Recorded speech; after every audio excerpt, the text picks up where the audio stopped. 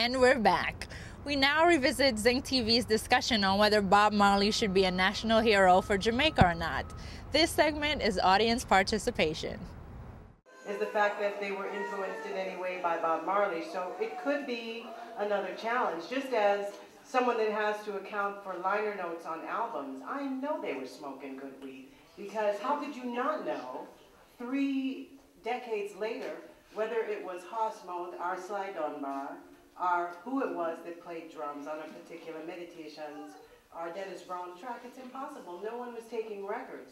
So it's like if they weren't taking account of themselves in a fundamental way, it's very difficult for us now to insist on numbers and quantities and facts, you know, on some government survey of how this influences visitors to Jamaica or knowledge of Jamaica. But as someone that has traveled around the world, if I say I am Jamaican, the first thing they say, if they can't speak English good, Bob Marley and we. That's what happens. So like it or not, whether it fits a classification, that's my experience just as someone that's traveled the world. So I don't know how you quantify that or qualify it in a government office with an advisory committee on, but it may not be a real discussion, and we're not here to get to that end point. We're here to express our feelings, as I hope you all have had a chance to do, on whether or not Bob Marley should be a Jamaican national hero. In the city center, in the community square, where people can go and say, who's this statue? Who's this man? That's what it's for. I mean, this discussion is extremely, you know, I like it, because everything that Bob Marley, when his name comes up, it brings out this passion, and I can see the passion. I came here tonight with the intention or the expectation of getting more information as to why he should be a hero. I mean, honestly, I did not get that. I mean, we love Bob Marley, we enjoy the music, he has done extremely well, and he's loved throughout the world.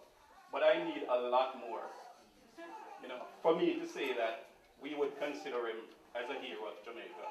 Because Bob, like, you know, Carlisle clearly stated, Bob has received a number of accolades. I mean, and I did myself, I did Church Avenue. But I want to hear a lot more on why we should consider him for a hero of Jamaica. So with that, you know, thanks again, and I think this is wonderful. So Bob Marley is an international, universal icon. And why we here to talk about Bob Marley, we're so passionate, because what, 2008 is the Ethiopian millennium. So all them things you have to come out, and all them things you have to talk about them things here. See? So I'm going to say, blessed the Emperor Haile Selassie I, Rastafari, rule and live it and reign it without any apology. Saying we don't apologize about Haile Selassie and divinity and Bob Marley coming and spread it to the 4 winds of the earth. Seeing Bur and Selassie, light of the Holy Trinity, live and reign it as one of the icon. Bob bigger than national hero. Yeah.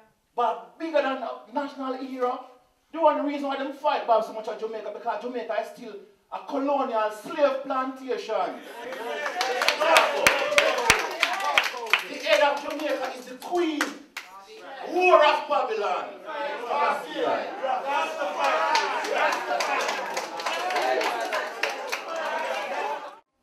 Let us find a piece of property in Jamaica.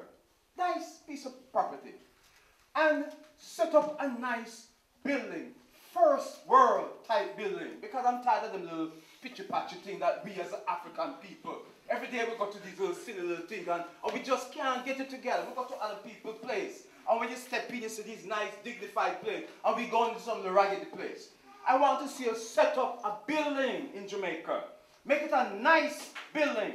On 1 floor, you can create, chart the music of African people. From the time our enslaved Africans landed on the shores of Jamaica. Track the music from then.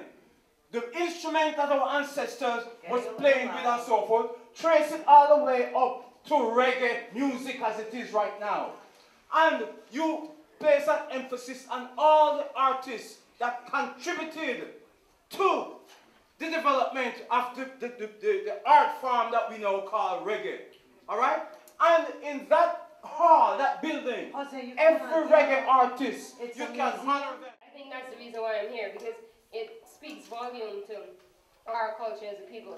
Before, when 1803, when Haiti got its independence, or 1804, we hadn't had a liberated black country. 1803 or 1804. We hadn't had a black liberated country in the world. After that, we'd been colonialized and we'd been dealing with imperialism and everything else. Post-World War II, we were still in that system. Bob Marley emerged in a time when black people as a people needed that kind of influence. They needed that kind of voice because we did not have it overwhelmingly. And when we had a person who was able to touch borders and transcend certain cultures, it was a hope that people needed. So in and of itself, it represents something way beyond just a national heritage. It's a liberation heritage. It's a people's heritage.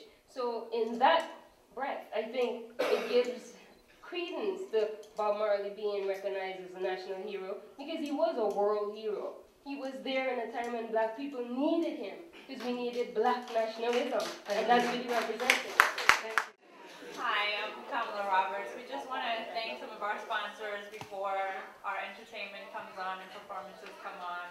So we'd like to thank Golden Press, Baba Roots, CIN, the Eye Collection Clothing, Yardman Style, Street Hype, Coalition to Preserve Reggae Music, Irie Jam Media Group, and Rough Stuff Studio, and Caribbean Cultural Theater. Leaving out anybody, right? No, actually, most of all, the great.